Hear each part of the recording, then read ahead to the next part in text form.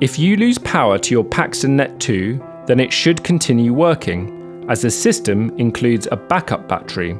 This battery should last over 12 hours if not connected to the mains. In the case of a power failure, your Net2 will, firstly, indicate power failure with the red LED on the PSU lit up and the green LED off.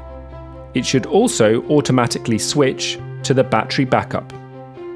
Finally, you should have a log on your power failure report on your Net2 software.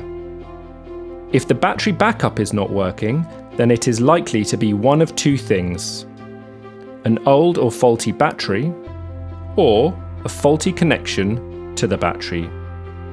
Please note, we recommend your battery backup is replaced every 4 years to ensure it doesn't fail or affect your system. If you still have a power issue, you should also check the power coming out of the transformer, which should read 12 volts. Need help? Contact smartsecurity.support for any help you need with your Paxton system by emailing help@smartsecurity.support.